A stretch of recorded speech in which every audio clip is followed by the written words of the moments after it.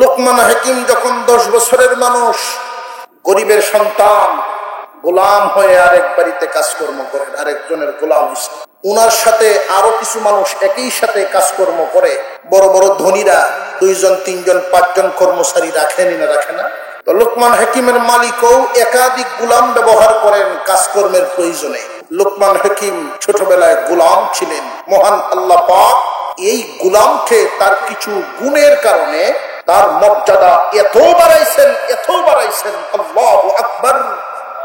তখনকার সময়ের জ্ঞানী গুণীরা, আপনারা যেভাবে আমার সামনে বসছেন, তখনকার সময়ের এইরকম শুধু লোক নয়, জামানার জ্ঞানী গুণীরা ওনার সামনে বৈশা ওনার নসিহত শুনল।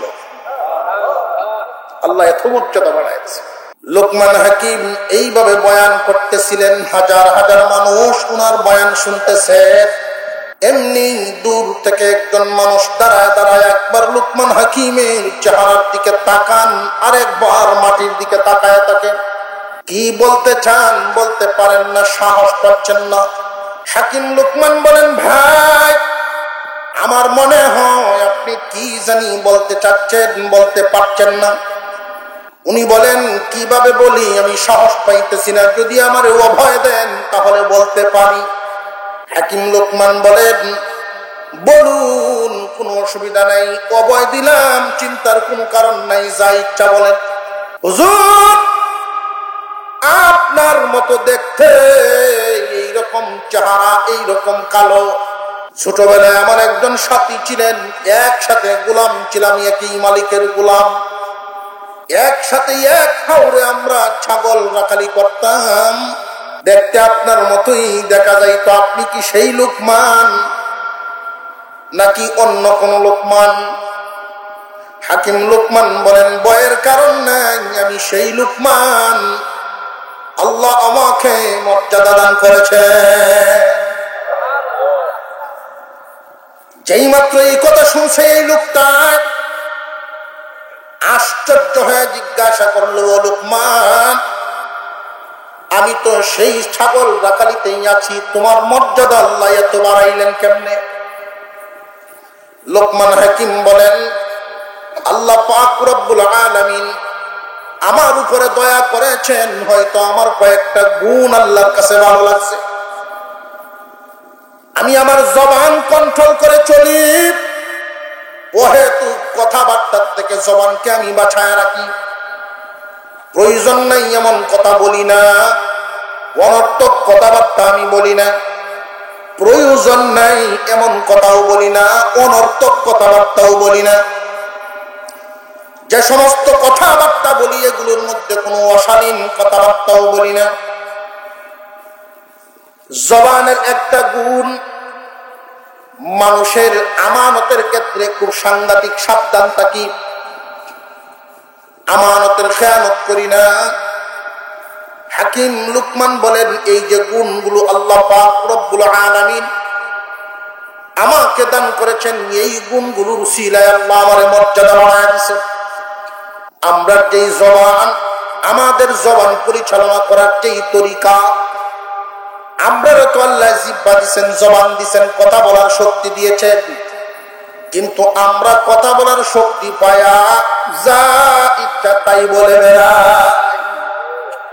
যেখানে যা ইচ্ছা যেটা বলতে পারি এটাও কই, যেটা বলার দরকার নাই এটাও কই। বালা কথা কইতাছে, বালাটার হিসেবে একটা হালা শব্দ লাগাই দিই, বালা আলাপ সালাপ করতেছে, এরপরেও কিছু কাঁচা শব্দ জোরে কর।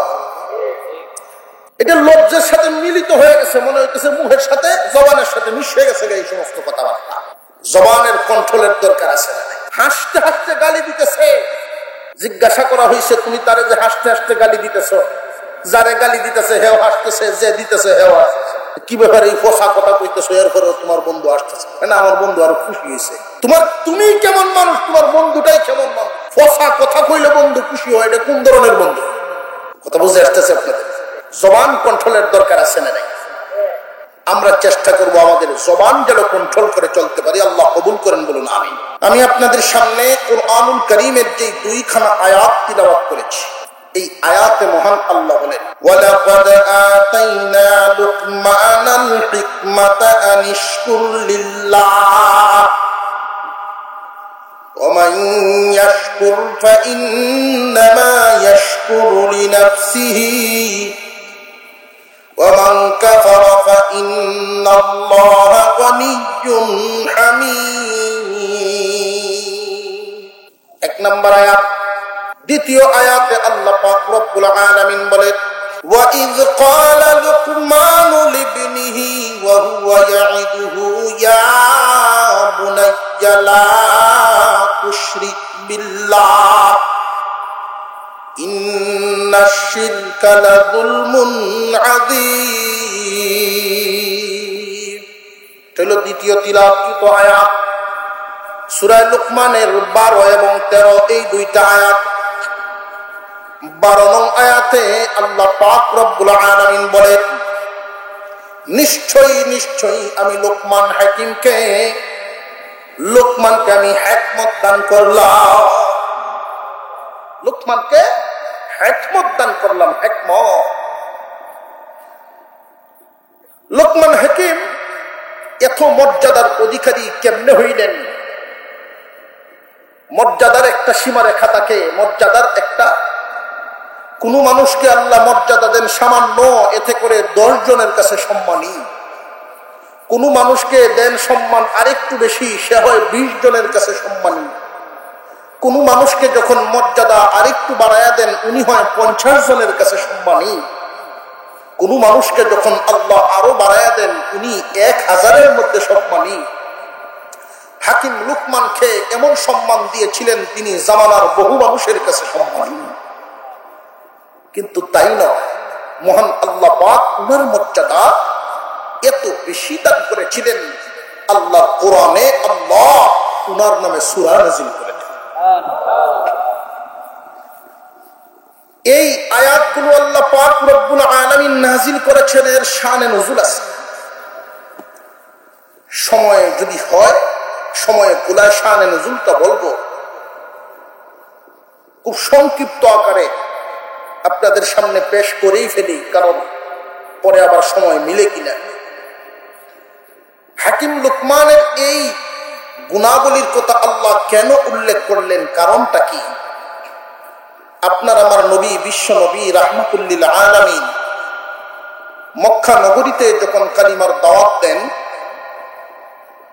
যাদের কাছে উনি কালিমার দাওয়াত দেন, বেশিরভাগ মানুষ মূর্তি পূজা করে, সরাসরি মূর্তির সামনে পূজা দেয়। সব মানুষ এই কাফের। মক্কার ঘরখানায় কাবার ভিতরে মূর্তি রাখছে। বিভিন্ন নেতারা, বিভিন্ন লিডারেরা হাকিম লুকমানের নামটা বড় সম্মানের সাথে নেয়। হাকিম লুকমানের বিভিন্ন গুণাবলীর বই, বিভিন্ন ইতিহাসের বই মানুষের হাতে হাতে ছিল। লুকমান হাকিমের গুণাবলী তাদের কাছে খুব পছন্দের ছিল। আগের দিনে দেখতেন না, মানুষ ফুটি ভরতো। ফুটি ভরতো শুনছেন তো? এই ফুটি ভরা শোনার লাগেন যে বালা কইয়া এর বেড়া দাওয়াত করে নিত, উড়ান বইয়ের যে মানুষ বইত, বইয়া বেড়া খাওয়াইতো ডাইল বা সুন্দর মতো মাছ তরকারি দিয়া কি খাওয়ানি দিয়া, এরপরে সব বইতো যে ফুটি ভরা শুরু করতো।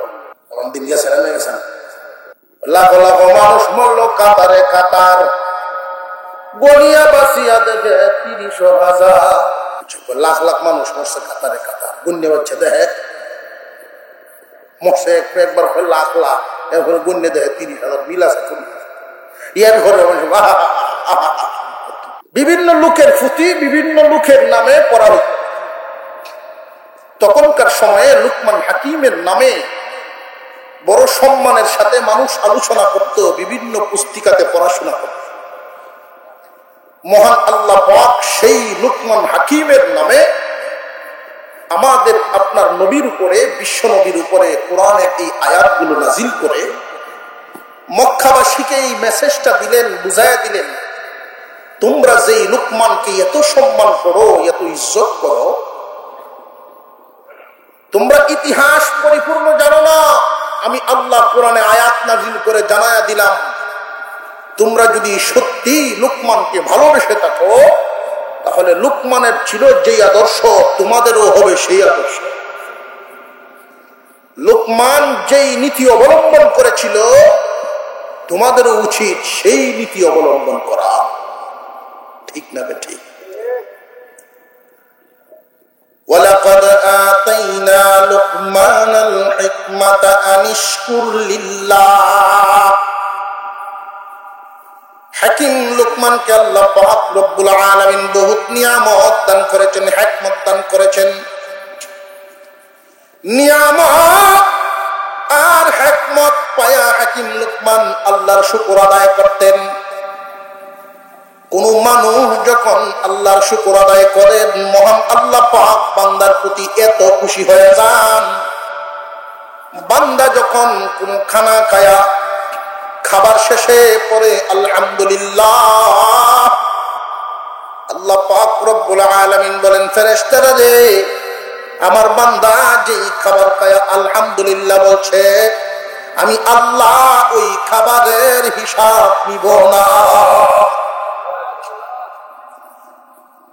পানি পান করে আলহামদুলিল্লাহ, খানা খায় আলহামদুলিল্লাহ, সব কিছু আমাদেরকে দেন কে?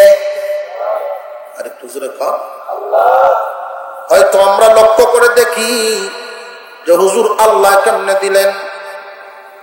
দেখছি সকালবেলায় আমার বউ উঠে গিয়া লাউয়ের বিচি লাগাইছে ঘরের কোনাত। এইখান থেকে লাউ হইছে, গাছ হইছে, আর ঘরে লাউ হইছে, হেই লাউ আমি খাইছি। আল্লাহ কেমনে দিল?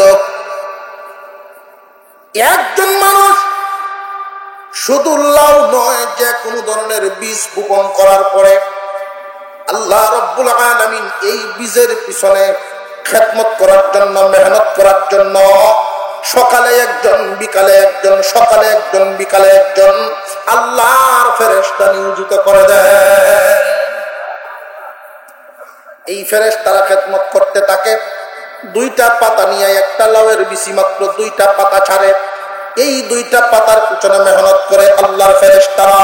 আল্লাহর ফেরেশতারা মেহনত করতে করতে এমন একটা পর্যায়ে যখন উঠিয়া যায়, এই লাউ গাছটা এত সুন্দর করে গুড়ি বানায়া দিছ, সুন্দর করে সাজায়া গেছে।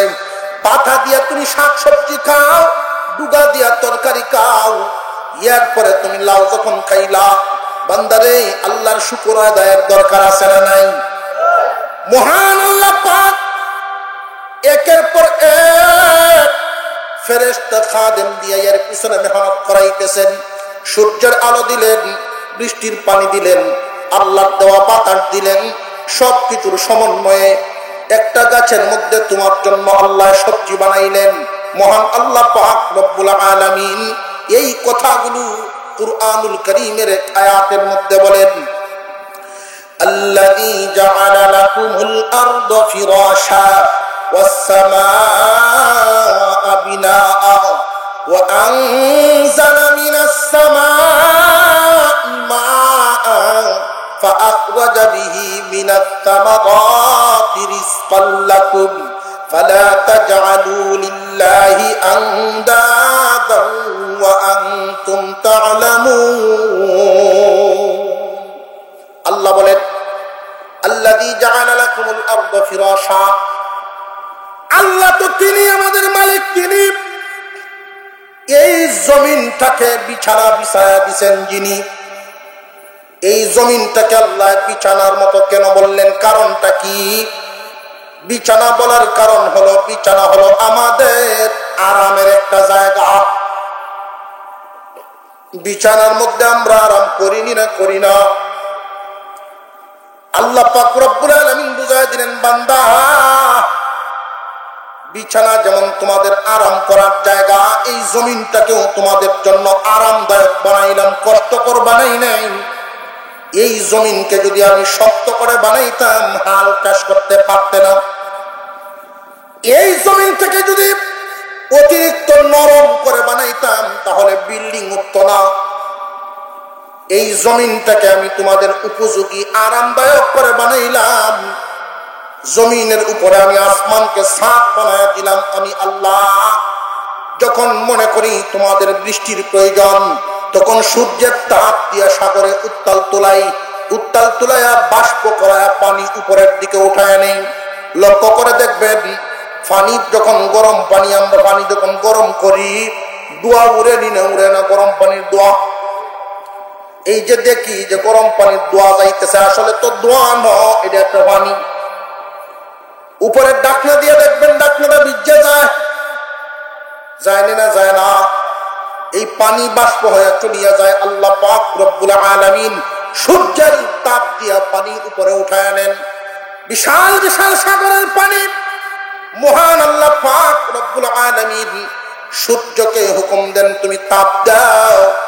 এই সূর্যটা যখন তাপ দেয় তখন এই পানিটা বাষ্প হয়ে উপরের দিকে চলিয়া যায়। মহান আল্লাহ পাক রব্বুল আলামিন এই পানিটাকে জমাট বাঁধায়া রাখেন।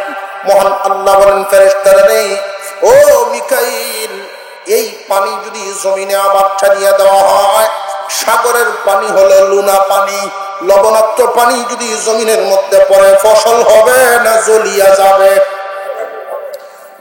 মহান আল্লাহ পাক বলেন, ও মিকাইল, এই পানির জিম্মাদারি দিলাম, এই পানিকে স্বচ্ছ বানানোর জিম্মাদারি আমি তোমাকে দিলাম। মিকাইল আলাইহিস সালাম হাতে একটা লোহার লাঠি নিয়ে আগুনের লাঠি নেন। এই আগুনের লাঠি নিয়ে যখন মেঘমালার উপরে আঘাত করেন, আমরা তখন মনে করি জিলকি মারে, আমরা মনে করি জিলকি মারে, আসলে মিকাইল আলাইহিস সালাম আঘাত করেন। এই আঘাত করার কারণে লুনা পানিটা দুই ভাগে ভাগ হয়ে যায়, লবণাক্তটা আলাদা হয়, স্বচ্ছ পানি আলাদা হয়ে যায়। মহান মৌলাই কারীম বলেন, মিকাইল, ফেরেশতা খাদিমের মাধ্যমে এই স্বচ্ছ পানিকে বৃষ্টি বানায়া আমার বান্দাদের জন্য বৃষ্টি বানায়া জমিনে বর্ষণ কর। কোন জায়গায় কয় ফুটা পানি, কোন জায়গায় কয় ফুটা পানি ফেলাইবেন, মহান আল্লাহ পাক এই ফুটা পর্যন্ত বন্টন করে দেন। যদি মনে করেন এই হরিপুর উত্তর নামাপাড়া বৃষ্টির দরকার, রয়্যালবাড়ি দরকার নাই, সেইখানে বৃষ্টি হবে না, এখানে হবে। এইখানে বৃষ্টির প্রয়োজন, কোন জায়গায় কয় ফুটা প্রয়োজন মহান আল্লাহর চাইতে কেউ জানে না। এই জন্য আল্লাহর সকল কাজে খুশি হওয়ার দরকার আছে না নাই? বৃষ্টি পায়া বান্দা বলবে আলহামদুলিল্লাহ। আল্লাহ পাক রব্বুল আলামিন বলেন, এই যে বৃষ্টিটা দান করলাম, এই বৃষ্টি দান করার মাধ্যমে জমিনটা আমি উপযোগী বানাই।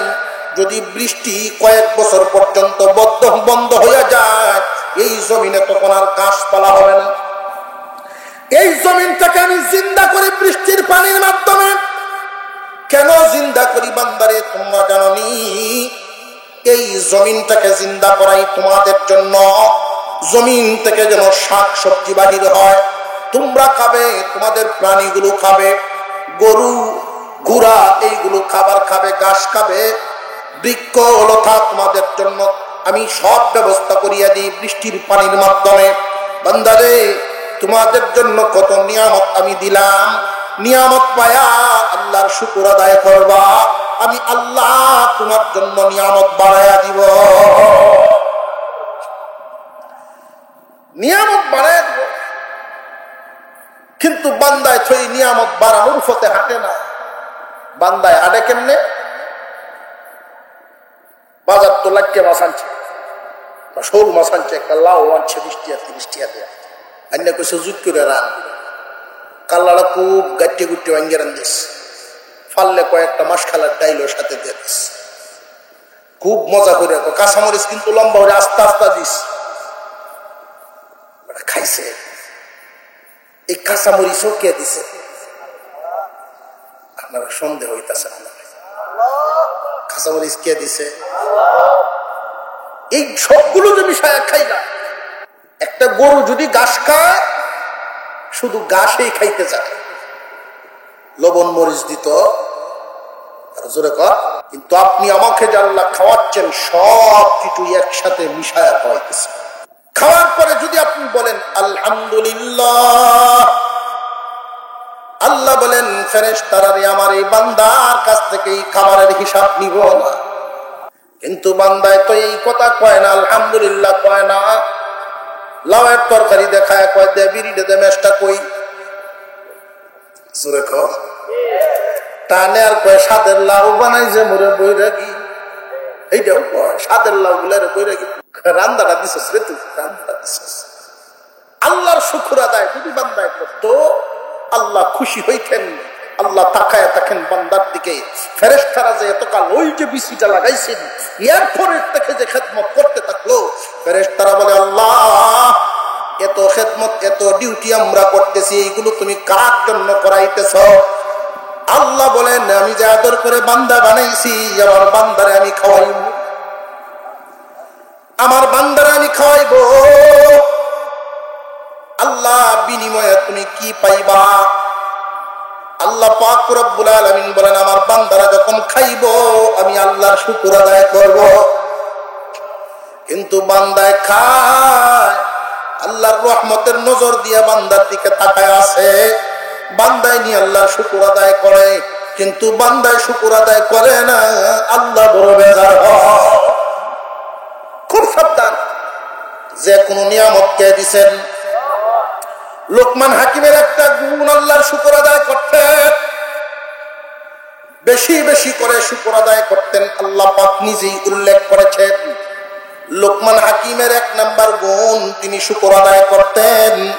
আর শুকর আদায় করলে আল্লাহ খুশি হইয়া বান্দার নিয়ামত বাড়ায়া দেন। আজকে যদি আপনাকে সম্মান দান করে না, 10 জনে আপনারে সম্মান দেয়, এই সম্মান পায়া যদি আল্লাহর শুকর আদায় করেন, আল্লাহ সম্মান পাওয়ার যোগ্যতা আমার নাই। আমার মতো কত মানুষ জেলখানায় বন্দী আছে, আমার মতো কত মানুষ ভিক্ষা করে। আল্লাহ তুমি আমারে সম্মানী বানাইছো, যদি না বানাইতা আমি সম্মানী হইতাম না। এই যে শুকর আদায় করেন, আল্লাহ এই নিয়ামত আরো বাড়ায়া দিবেন। পরে দেখবেন 10 জনে আপনার সম্মান করত, এখন করে 20 জনে।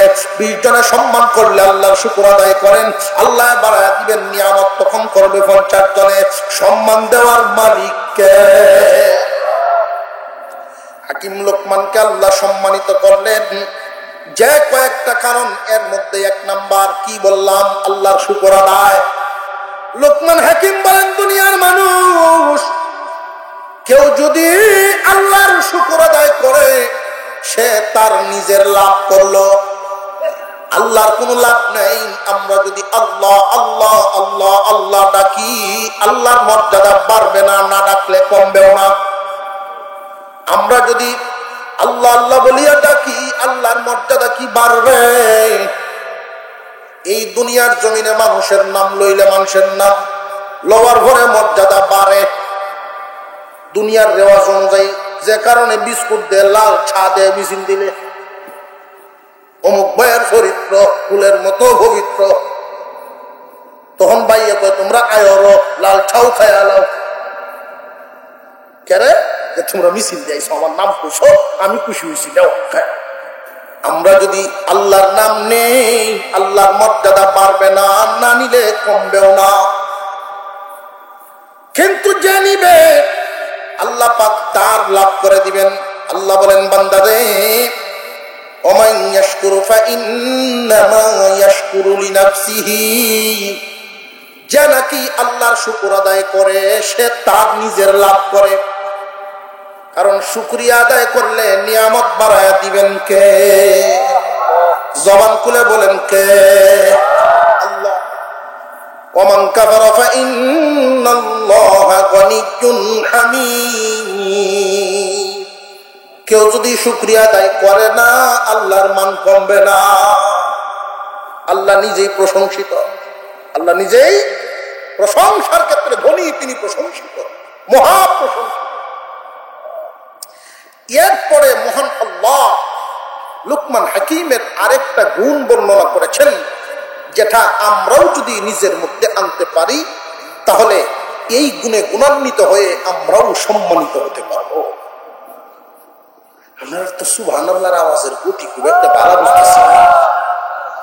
আজকে শুনছি রাস্তা দিয়ে আসার সময় কোনানে নাকি খেলা হইতেছে, খুব গরম, চতুর্দিক দিয়ে গরম বাতাস চলতেছে, খেলা নাকি হলো শুনছি।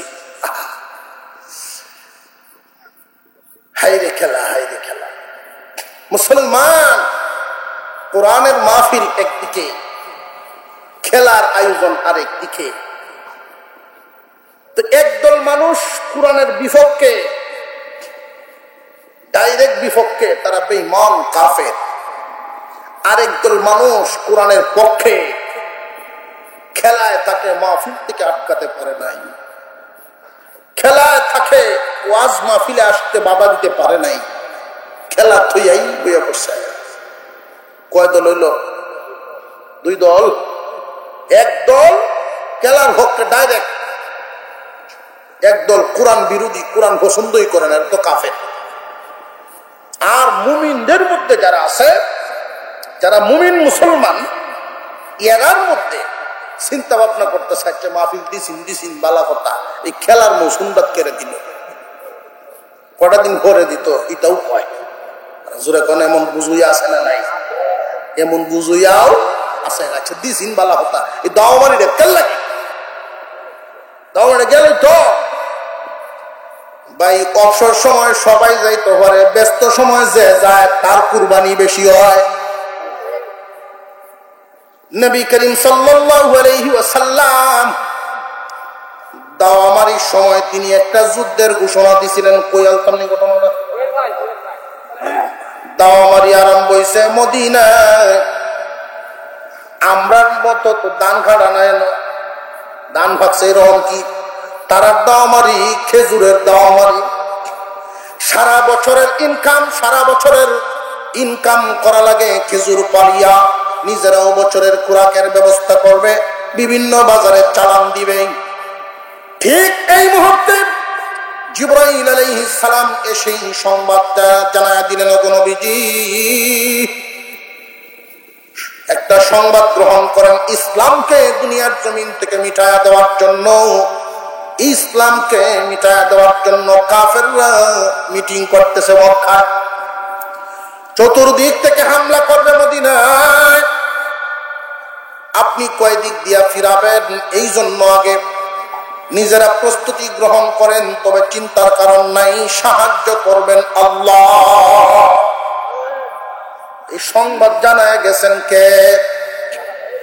জিবরাইল আলাইহিস সালাম সংবাদ জানায় গেছেন, চিন্তার কোনো কারণ নাই, সাহায্যের মালিক।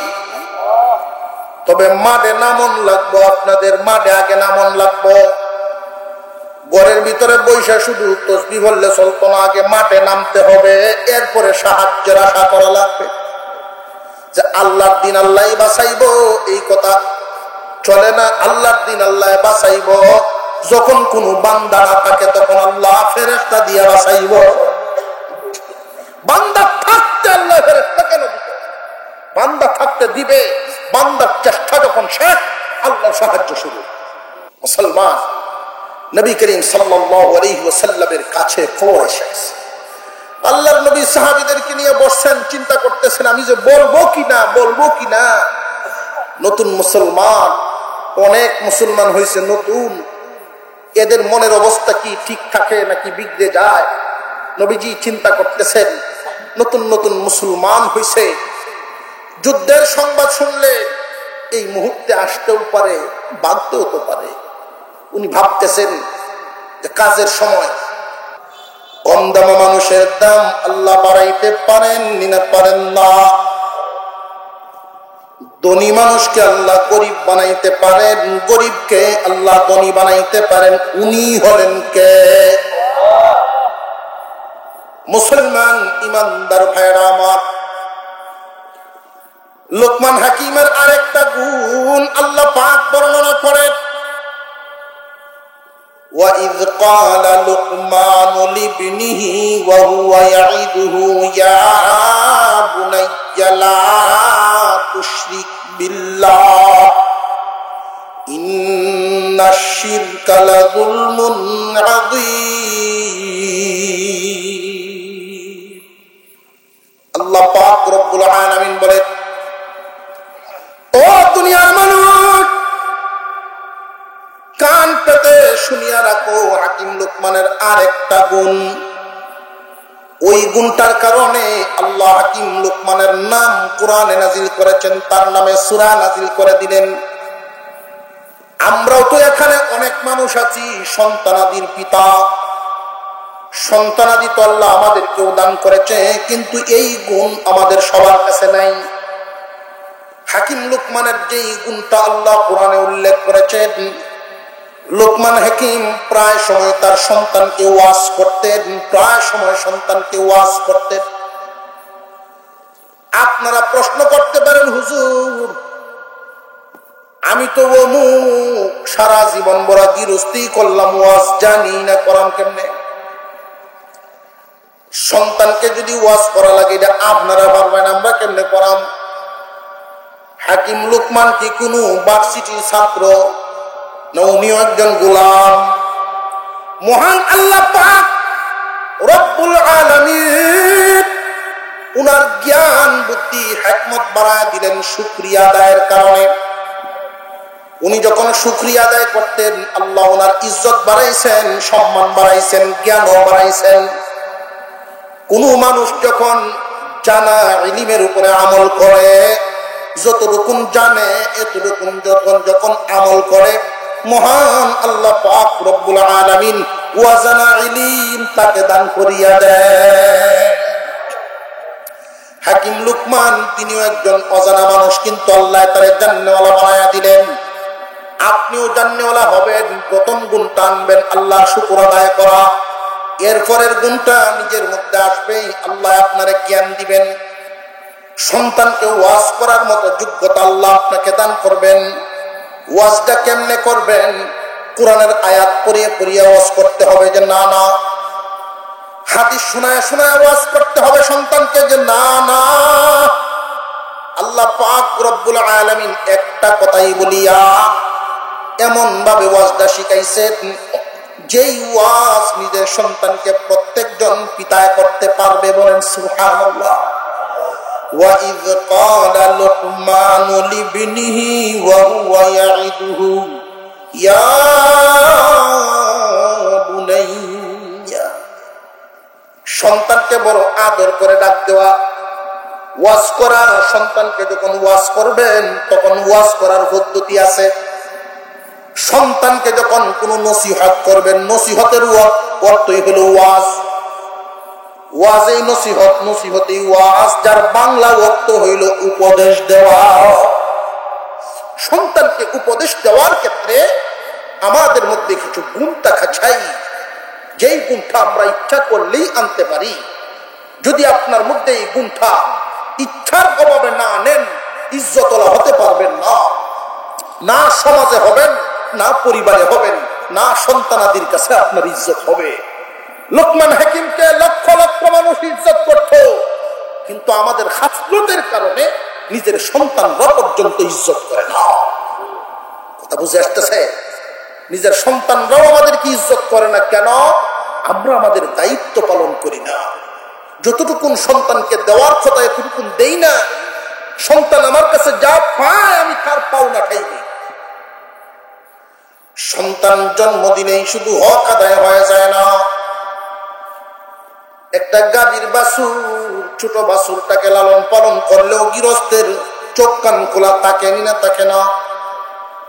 একটা গরু যদি লালন পালন করেন, সকালে তারে ঘর থেকে বাহির করা, সারাদিন খাওয়ানো দেওয়া, পরিষ্কার পরিচ্ছন্ন করিয়া, আবার রাতে বিছানায় রাতে তার জন্য তার ব্যবস্থা করিয়া দেওয়া, গইলে মশায় যেন না ধরে দুয়ার ব্যবস্থা আমরা করিয়া দেই। বর্তমানে কয়েল।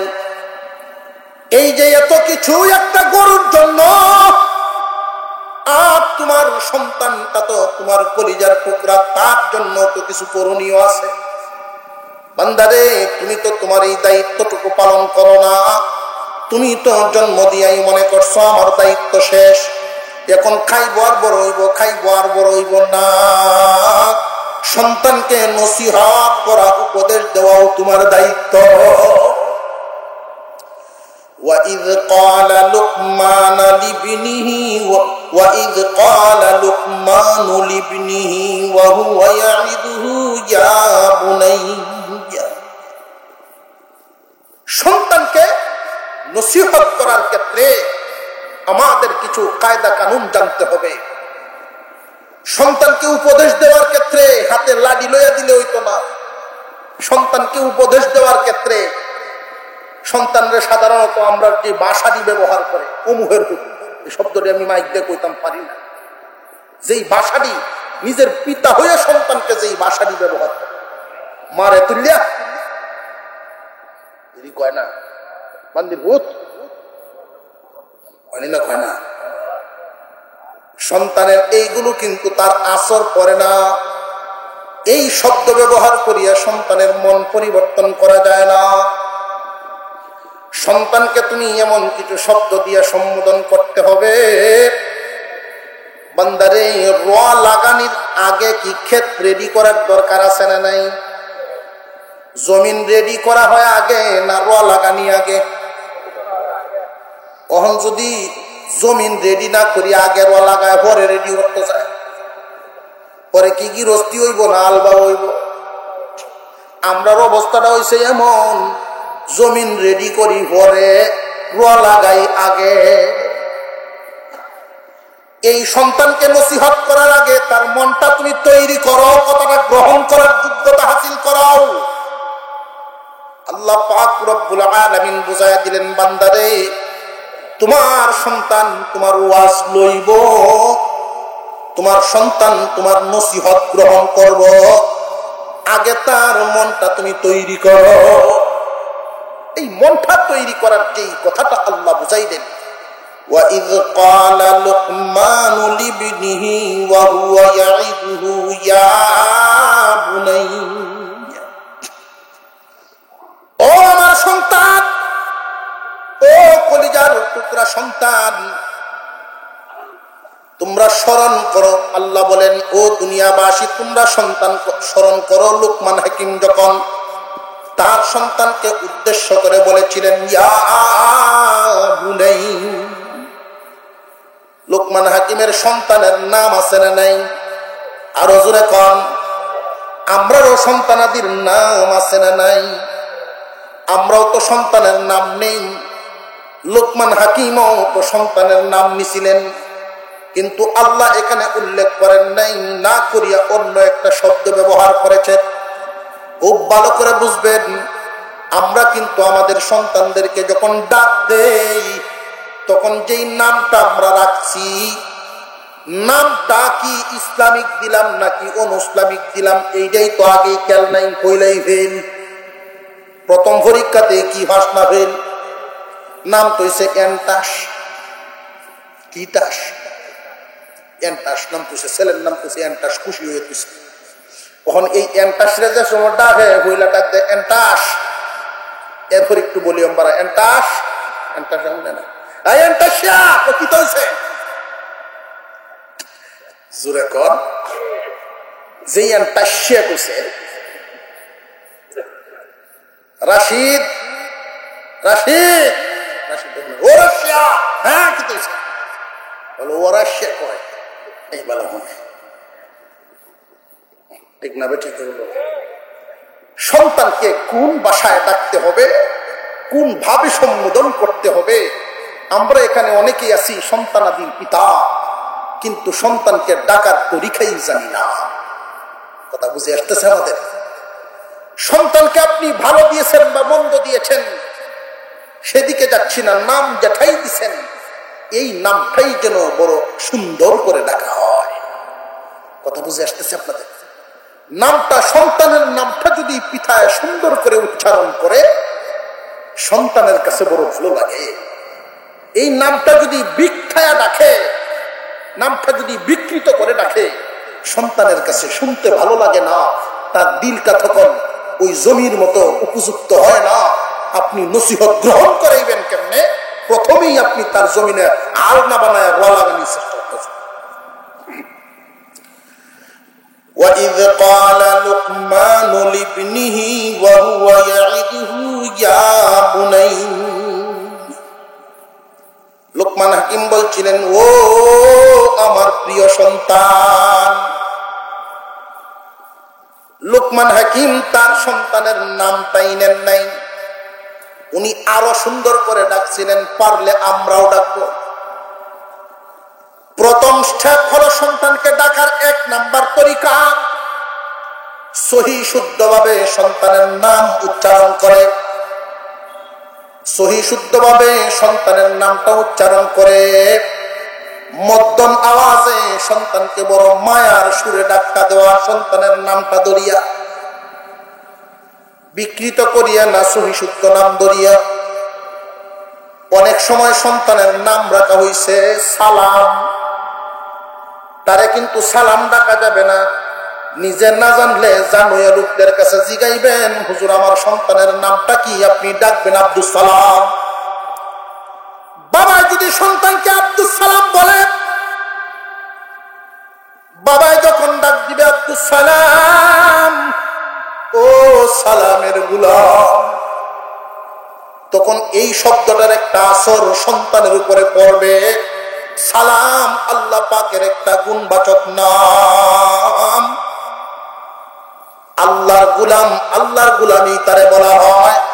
এর দ্বারা সন্তানের একটা শুনতে বড় ভালো লাগবে, তার মনটা তৈরি হবে। এটা 1 নাম্বার পদ্ধতি, সহি শুদ্ধভাবে সন্তানের নাম উচ্চারণ করা। এইখানে আমরা যারা বাবা আছি প্রত্যেকের জন্য আজকের এই সবক, সন্তানের নাম বিকৃত করা যাবে না, আজকে থেকে বাদ দিতে হবে। নিজের সম্মান যদি বাড়ানো লাগে, 1 নাম্বার কাজ আল্লাহর নিয়ামতের শুকর আদায় করা। এটা হলো শুরু। 2 নাম্বার, সন্তানের ক্ষেত্রে, সন্তানকে নসিহত করার ক্ষেত্রে প্রথম কাজটাই যেটা করবেন, সন্তানের নাম উচ্চারণ করবেন, সহি শুদ্ধভাবে নামটা উচ্চারণ করবেন। যদি এইটা আপনি না পারেন, না চান যে না আমি আরো একটু ভালো করিয়া বলতে চাই, লুকমান হাকিম যেইভাবে বলছিলেন, আল্লাহ কুরআনে যেইভাবে উল্লেখ করেছেন, আমিও সেইভাবে ডাকবার চাই। وَإِذْ قَالَ لُقْمَانُ لِابْنِهِ وَهُوَ يَعِظُهُ يَا بُنَيَّ, ও আমার প্রিয় সন্তান। ইয়া বুনাইয়া শব্দের অর্থ, শাব্দিক অর্থ হলো এ আমার প্রিয় সন্তান, ও আমার কলিজার টুকরা। আমরাও অনেক সময় সন্তানকে যে ডাকি, সন্তান যখন কোনো ভালো কাজ করে তখন দেখবেন মা বাবা সন্তানকে ডাক দেওয়ার সময় নাম উল্লেখ করে না, আর অন্য অন্য কিছু শব্দ দিয়ে ডাকে। বাবা সান শোনা এই জাতের কোন শব্দ আছে না নাই? বাবা সান শোনা এই জাতের যে শব্দগুলো ব্যবহার করা হয়, এই শব্দগুলো ব্যবহার করতে পারো সন্তানের ক্ষেত্রে। আবেগ মাখা সুরে যখন সন্তানকে ভিন্ন শব্দ দিয়া ডাক দিবা, আমার কলিজার টুকরা কইরেই, ওই সন্তানকে আপনি নামটা না ধরিয়া যদি আরো উচ্চাঙ্গের সুর ব্যবহার করেন, ও আমার কলিজার টুকরা কইরে। মেয়েকে যদি ডাক দেন আমার মা কইরে, ছেলেরে যদি ডাক দেন আমার বাবা কইরে, এই কথাটা শোনার পরেই ছেলের অন্তরটা আপনার ডাক শুনবে। ডাকের পরে যেই কথাটা বলবেন, ওই কথাটা গ্রহণ করার জন্য তার দিল তৈরি হয়ে যাইব। আল্লাহ কত সুন্দর করে আমাদেরকে বুঝাইছেন, কিন্তু আমরা বুঝি এক পায়, আল্লাহ বুঝাইছেন আর এক পায়। আল্লাহর বুঝটা আমরা গ্রহণ না করার কারণে সমাজে দামি হইব তো দূরের কথা, সন্তানের কাছেও দামি হইবার পারি না। সন্তানের কাছে দামি কেমনি হইতাম? দামি হওয়ার মতো দিলটা আমরা রাখি নাই। তাদের দিল মরিচা পড়ে গেছে। তাদের যেই দিলে আমার সম্মান থাকার কথা, সেই দিলে আমার প্রতি ঘৃণা জন্ম নিছে। কথা বুঝে আসতেছে ভাই? আমি উল্টা ওয়াজ চলতেছে আজকে, বুঝে না, উল্টা চালাইতেছে। وَإِذْ قَالَ لُقْمَانُ لِابْنِهِ وَهُوَ يَعِظُهُ يَا بُنَيَّ, সারা জীবন তো ছেলে মেয়েরাই কইলাম মা বাপের খেদমত করো, মা বাপের খেদমত করো। আজকে বাপের আগে দোষী আমরা দুষ্টি। সন্তানকে ছেলে হোক মেয়ে হোক ভিক্ষায়া ছাড়া বেশিরভাগ মানুষ ভিক্ষায় নাম না। সন্তানের মন কি তাহলে তৈরি হয় না? ভাঙ্গে ভাঙ্গে। আল্লাহ বলেন, স্মরণ করো ওই দিনের কথা, যেই দিন হাকিম লুকমান তার সন্তানকে নসিহত করেছিলেন। নসিহত করার আগে ডাক্তার যদি ছিলেন, এই ডাক্তার শব্দটা লোকমান হাকিম বলছিলেন, রে কই আমার কলিজার টুকরা সন্তান। তখন সন্তানের দিল বাবার নসিহত শোনার জন্য তৈরি করে রাখছে। আব্বা কি বলবেন বলেন, আব্বা কি বলবেন বলেন। তখনই উনি বলছিলেন যে এই কথাটা আল্লাহর কাছে এমন পছন্দ হয়েছে, মহা আল্লাহ পাক কুরআনে আয়াত বানায়া নাজিল করছে। আয়াত বানায়া নাজিল করিয়া আমাদেরকে শিক্ষা দিচ্ছেন, এই কাজ আমাদেরও করতে হবে। পিতা হিসাবে আমরা এখানে যারা আছি, আমাদের একজন মালিক আছে না নাই? আমাদের সকলের মালিকের নাম কি? আরো জবান খুলে বলেন, কে? আমাদের মালিক আল্লাহ। ও পিতা, তুমি শুনিয়া রাখো, তোমার মালিক শুধু তুমি চিনলে চলবে না, তোমার সন্তানকেও চিনাও। তুমি তোমার সন্তানকে প্রথমে ডাক দিবা খুব মায়ার সুরে, যেন তোমার কথাটা গ্রহণ করার মতো তার মনটা তৈরি হয়। এরপরেই যেই শব্দটা ব্যবহার করবা, নসিহত করবা, সর্বপ্রথম নসিহত লা তুশরিক বিল্লাহ। ও আমার কলিজার টুকরা রে, ও আমার মা রে, ও আমার বাবা রে, আমি দুনিয়ায় কয়দিন থাকবো বা না থাকবো, আল্লাহ তোমাকে লম্বা হায়াত দিবেন। সারা জিন্দেগি ভর বাবার এই কথা তুমি মনে রাখবা, বাবার এই কথাটা স্মরণ রাখবা। জীবনে কোনদিন আল্লাহর সাথে শরীক করবা না। এই কথা খান কয়দিন কইছি আমরা, এই কথাটা কয়দিন বলছি আমার সন্তানকে। কথা বুঝে আসতেছে? আল্লাহর দেওয়া সবকিছু আমি বুক করি, আল্লাহর শুকরিয়া আদায় করি। আল্লাহর শুকর আদায় করা 1 নাম্বার কাজ। 2 নম্বরে সন্তানকে নসিহত করা। নসিহতকে যেমনি ইচ্ছা এমনি করা যায় না, তরিকা আছে। মন মতো করলে তো এই সন্তানে নসিহত গ্রহণ করবে না। যদি এই নসিহতটা আপনি পদ্ধতিতে করেন, তাহলে সন্তান গ্রহণ করবে। নসিহত করার সময় সর্বপ্রথম যেই নসিহত করবেন, বাবা রে, মা রে, জীবনে কোনদিন আল্লাহর সাথে শরীক করবা না। এতে করে তোমার লাভ কি হবে জানোনি? মহান আল্লাহ পাক রব্বুল আলামিন তোমার মর্যাদা বাড়ায়া দিব। কেমনে? যেইভাবে হাকিম লুকমানের নামে আল্লাহ কোরআনে সূরা নাজিল করেছেন। এখন তো আর আসমান থেকে কোরআন নাজিল হবে না, কমপ্লিট হয়ে গেছে। এই সবক যদি আপনারা গ্রহণ করতে পারেন, হাকিম লুকমান যেইভাবে মানুষের অন্তরে জায়গা করে নিছেন, আপনি সকলের মনে প্রাণে পারেন আর না পারেন, এই কথা এই ওয়াজের মাধ্যমে সন্তানের অন্তরে অন্ততপক্ষে সম্মানের জায়গা হবে। আপনি যেদিন থাকবেন না, সন্তান আপনাকে মনে করবে আর বলবে, আমার আব্বা বলতেন আল্লাহর সাথে কাউরে শরীক কইরো না। কবরটার কাছে গেলে এই কথা মনে হবে। এই সন্তান কোনদিন আপনার সামনে দাঁড়ায় বেয়াদবি করার সাহস পাবে না। যেই বাবা আমারে ঈমান শিখাইলো, যেই বাবা আমারে শিরিক মুক্ত ঈমানের দাওয়াত দিল, আমি এই বাবার সাথে আমি কেমনে বেয়াদবি করি, এইরকম মন তার তৈরি হবে। সুতরাং জানিয়ে রাখবেন, সন্তানকে নসিহত করা পদ্ধতি মতো। কোন ধরনের নসিহত? 1 নাম্বার, আল্লাহর সাথে কাউকে শরীক করবা না। এরপরে প্রথম ওয়াজ, কাউকে আল্লাহর সাথে শরীক করবা না। এরপরে হাকিম লুকমান জীবনে যত নসিহত করেছিলেন, ঐতিহাসিকগণ লিখেছেন, প্রায় ওনার জীবনে ওনার ছেলেকে সারা জীবনে 6000-এর মতো নসিহত করেছিলেন। এইগুলো বিভিন্ন পাণ্ডুলিপিতে, বিভিন্ন কিতাবাদিতে লেখা আছে। কয় হাজার নসিহত? কয় হাজার? 6000। এই 6000 নসিহত এক মাহফিলে কেন, আমার জীবনে হয়েও তো শেষ করা সম্ভব না। এই জন্য মুহাক্কিক উলামায়ে কেরাম 6000 নসিহতের একটা সার নির্যাস কয়েকটা কথা উল্লেখ করেছেন। হাকিম লুকমান এই 6000 নসিহত যে করেছিলেন, এই 6000 নসিহত তার সন্তানকে করেছিলেন। এই 6000 নসিহতের একটা নির্যাস এনে চারটা নসিহতে সীমাবদ্ধ করেছেন। এই চারটা নসিহত ওনার সন্তানকে উনি করেছিলেন। আমরাও যেন আমাদের সন্তানকে এই চারটা নসিহত করতে পারি। মনে থাকবো তো ইনশাল্লাহ। আমার কথাগুলি এতক্ষণ যা বলছি, অনেকগুলো কথা বলছি, এর মধ্যে স্মরণ রাখার মতো আমি যেটা বুঝাইতে চাইতেছি আপনাদেরকে, আল্লাহর নিয়ামতের শুকর আদায় করা, নিজের মর্যাদা বাড়ানোর জন্য আল্লাহর প্রশংসা করা, আল্লাহ আমার মর্যাদা বাড়ায় দেবেন, 1 নাম্বার।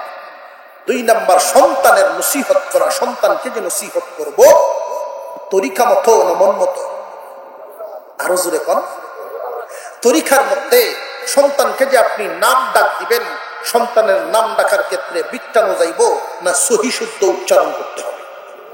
সহি শুদ্ধ ভাবে সন্তানের নামটা উচ্চারণ করবেন, সন্তানের মনটা বড় খুশি হবে। আর যদি পারেন সন্তানকে বড় মায়ার সুরে ডাক দিবেন, যেন তার মনটা আপনার নসিহত গ্রহণ করার উপযুক্ত হয়। এই সন্তানের মনটা উপযুক্ত করিয়া সর্বপ্রথম যে নসিহতটা করবেন সেটা হলো আল্লাহর সাথে কাউকে শরীক করবা না। বুঝে আসছে? সর্বপ্রথম এটা ঈমানের দাওয়াত। পিতা সন্তানকে ঈমানের দাওয়াত দেয় কিয়ামতের কঠিন ময়দানে। আর যদি কোনো উসিলা নাও থাকে, নবীওয়ালা একটা কাজ করছেন, কোন মানুষকে দাওয়াত দেন নাই, নিজের সন্তানকে তো দিচ্ছেন। যেই কথাটা সমস্ত নবীগণ বলছেন, এই কথাটা আপনিও যখন আপনার সন্তানকে বলবেন, আল্লাহ খুশি হইয়া এই উসিলায় আপনাকে দাও। 1 নাম্বার নসিহত, লা তুশরিক বিল্লাহ, ঈমানের দাওয়াত দিলেন। এরপরে হলো আমলের নসিহত। এই আমলের নসিহত উনি করেছিলেন প্রায় 6000-এর মধ্যে সবগুলোর সার নির্যাস 4টা কথার ভিতরে সীমাবদ্ধ করে দিলেন। এই 4টা কথা কি কি? ইহফাজ আরবাআন ফি আরবাইন।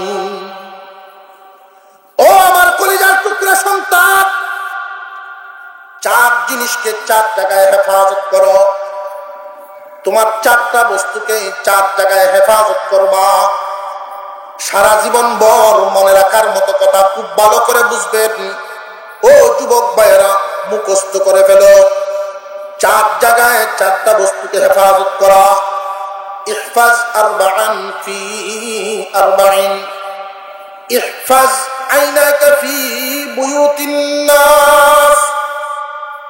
পিতা হিসাবে সন্তানকে নসিহত করতেছে, দুনিয়াতে চলতে ফিরতে তুমি একজন সুসন্তান হিসাবে যদি গঠিত হইতে চাও রে বাবা, মনে রাখবা বাবার এই কথাগুলো সারা জীবন চলার পথে মনে রাখবা। হাকিম লোকমান বলছিলেন, আমরাও বলার দরকার আছে না নাই? বাবারে নজরের হেফাজত করবা। মানুষের বাড়িতে গেলে, মানুষের বাড়িতে গেলে এই কথাটা কেন বললেন? তখনকার সময়ে রাস্তাঘাটে কোনো মহিলা পাওয়া যাইত না। তখনকার সময়ে মানুষের বাড়িতেই মহিলারা থাকতো, রাস্তাঘাটে বাইরে হইতো না। এই জন্য হাকিম লোকমান বলেন, যেই কথাটা অর্থ বুঝাইছেন, বাবারে চক্ষু হেফাজত করবা মানুষের বাড়িতে গেলে। চক্ষু হেফাজত যদি করতে পারো, আল্লাহ তোমার মর্যাদা বাড়ায় দিবেন। চোখের হেফাজত করো। পিতা হিসাবে সন্তানকে বলা চোখের হেফাজত করার জন্য, ইহফাজ আইনাইকা ফি বুয়ুতিন নাস।